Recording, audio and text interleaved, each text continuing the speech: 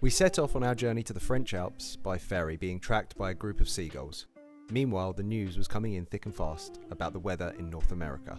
More than 200 million Americans are under some form of winter storm advisory heading into Christmas weekend. Historic storm and life-threatening deep freeze. The latest on the brutal weekend cold snap. At the same time, while driving near Paris, through what might be described as the most claustrophobic tunnels of all time, we were getting in news of the exact location we were driving to.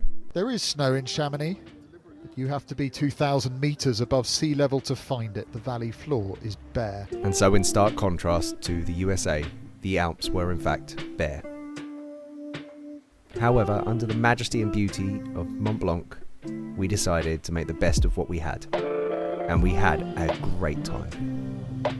We were staying with friends in the area of Busson, just outside of the city centre. There is a free bus service from the top to the bottom of the valley, and it's so simple to use. If you're looking for a massage during your stay in Chamonix, our friend Eugenie gives the best. Links in the description, make sure you book her in. As we used to live here, we're going to give some of the best tips in this video on how to navigate around Chamonix. Make sure to follow us, Two Mates and a Dog, across our social media pages. Now let's go explore Chamonix. At the start of the valley and the lowest ski area in the Chamonix Mont Blanc area is Les Houches. We only spent a day there with our friend Loic. As you can see, the snow cover was pretty thin. We got some pretty cool footage there, and generally if you come to Les Houches you can expect excellent snow cover.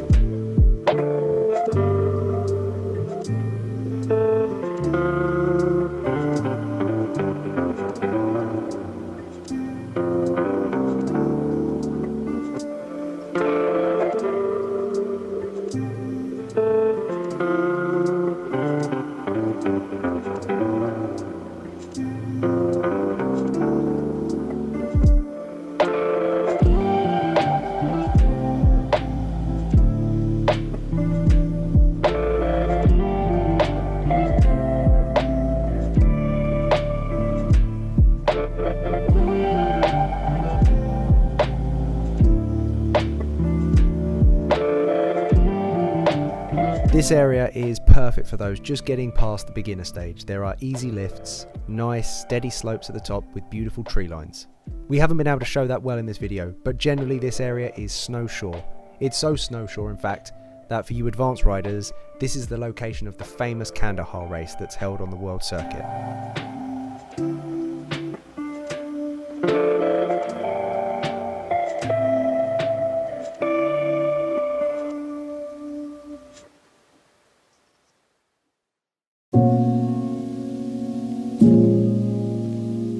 Far end of the valley, Le Tour Vallocine. This has amazing views back down on the town of Chamonix and Mont Blanc. We spent most of our time here through the week, and even then only a few of the runs were open. We came up here with our friends Emily and Lilu, where we found our only powder of the week.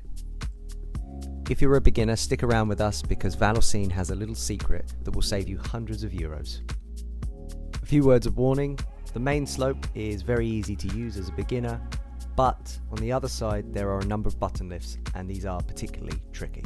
The Plan de Rennes is one of the particularly challenging button lifts, but if you can survive it, the rewards down the other side to Vallocine are perfect. Tree line runs. We were unable to record that as they were closed, but if you're there in good snow conditions, these are not to be missed. Also a very long straight that we'll show you a few times in this video, and if you can't carry your speed as a boarder, you're really going to struggle.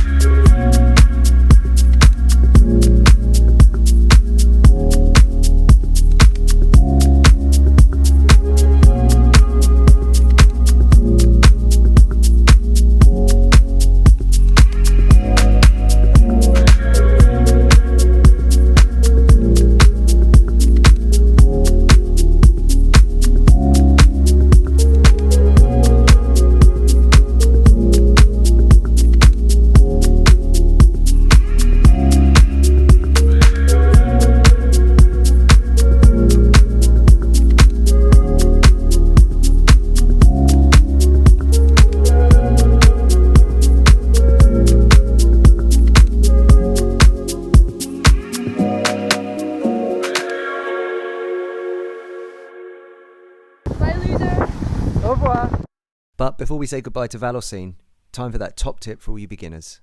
You'll need to follow us on Storyfire, link in the description, but I promise you, if you go check it out, it potentially could save you hundreds of euros. Are you going far from the sand shop? It would be fair to say at this point that none of us loved Chamonix quite like Kiba. He spent most of his time rolling around in the snow, digging holes and hiding food, and altogether having none of our attempts to create content around him.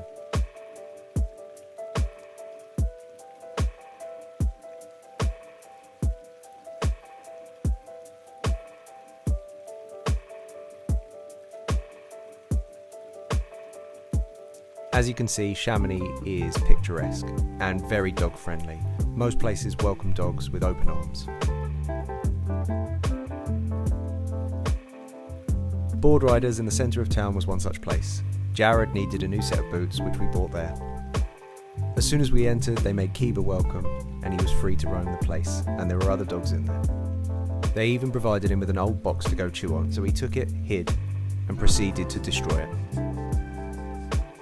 Without question, the best burger in town, easy to find right in the centre, is La Maison de Burger. Their selection is amazing, and it tastes perfection, especially after a long day of riding.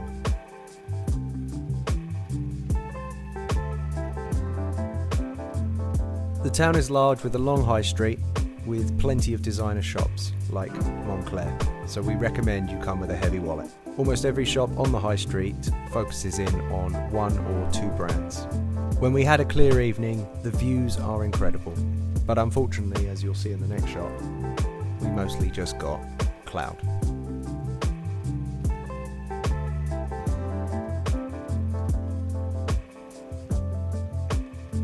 There are 4 other locations in Chamonix that are worth talking about, but we didn't get any real footage from it.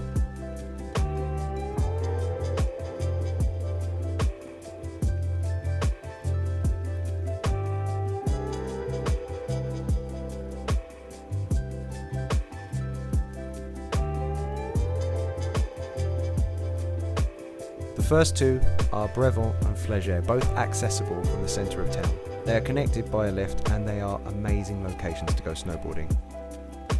I've got some old footage from a few years ago to show you just what conditions can be like up there.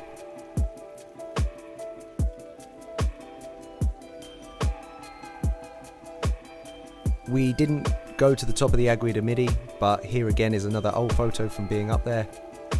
If your conditions are right, it is spectacular. You're on top of Europe with the most phenomenal views. We recommend getting a guide and doing the Mer de Glace. There is a secret bar and the guides will be able to take you there.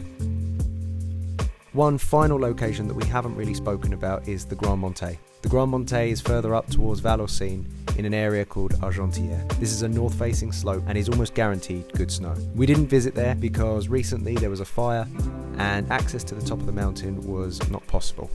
But this is a place for fast runs. If you get powder, it will be spectacular in the morning. However, if you're in a mixed group that includes learners, there's very little for them to do. This is about high octane speed. On whatever site you're watching this, please give us a follow across our socials. Make sure you subscribe, give us a like and a comment. Our next trip is a few days down in Turin. We're going to go to the Barolo region for some wine tasting and see what Turin has to offer. Leave your comments if you have any suggestions.